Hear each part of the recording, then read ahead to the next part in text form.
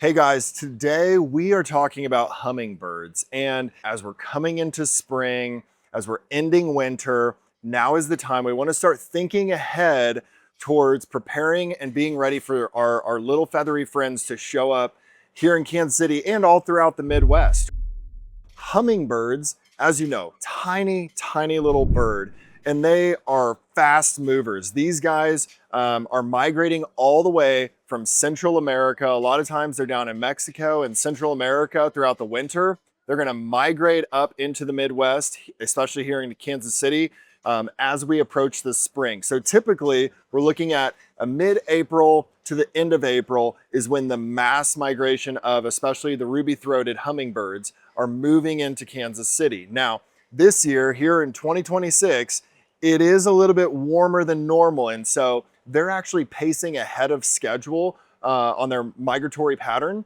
We're actually gonna wanna be a little bit ahead of schedule this year on getting our hummingbird feeders put out in the landscape. And so I brought a couple different ones here. You know, a lot of people, we think about hummingbird feeders. This is just your classic hummingbird feeder. The thing with hummingbirds is they're really attracted to red. That's why a lot of times you see hummingbird feeders in the color of red, maybe even into a pink color. But they love a tubular shaped flower or tubular shaped feeder like this that they can put their long tongues down into to get the nectar. And so this is kind of your typical classic hummingbird feeder that a lot of people are familiar with. But through the years, they've come out with a lot of new fun and more visually beautiful options out there. So let's talk a little bit about some of the things we need to know when we're putting out our hummingbird feeders and things to keep in mind, right? The first thing is we want to make sure that where we're going to put it is a little bit shaded and protected, okay? The nectar we're going to put in there is basically a sugar water. All the nectars that we sell are going to be natural ingredients. They're going to be good for them. We also sell this product here. It's the Nectar Defender.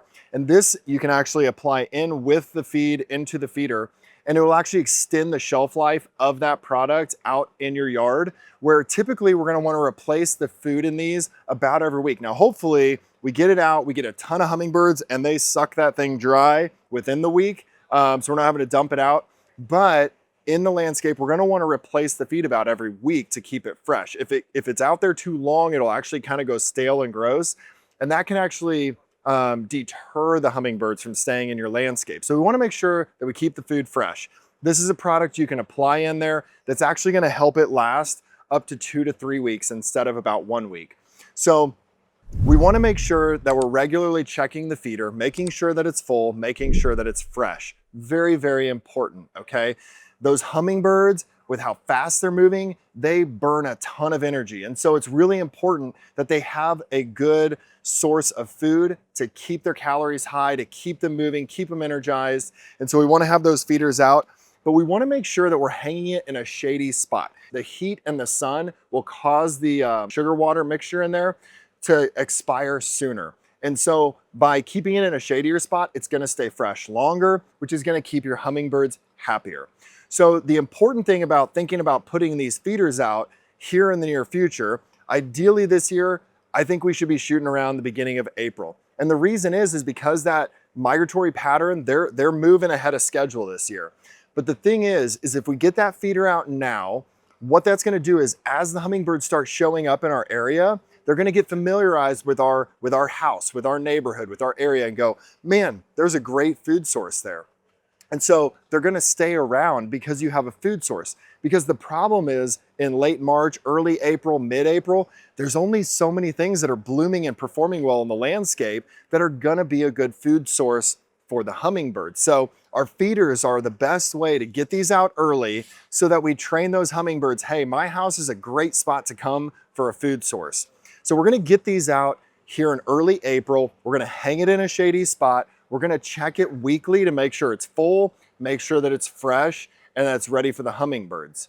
Now, as we get into mid to late April, even into early May, and we start thinking about then planting our annuals and our perennials and putting our hanging baskets out, if we're really thinking about attracting hummingbirds, then what we're going to do is we're going to, wait to plant until later in April or early May here in the Midwest. Once we can make sure that the weather is gonna stay above freezing and the plants will be healthy. And then we're gonna focus on plants that have more of that tubular shaped flower. We're gonna focus on things that are in the red, orange, kind of pink color patterns, to where those are gonna be things that are gonna attract the hummingbirds the best. So we'll do another video later on talking about the plants that are best for attracting hummingbirds, because there are some really amazing annuals and perennials that are just tried and true. Perennials like agastache, or annuals like kufia, even your petunias. These are things that are just tried and true. They're going to attract the hummingbirds. They're a great food source for them.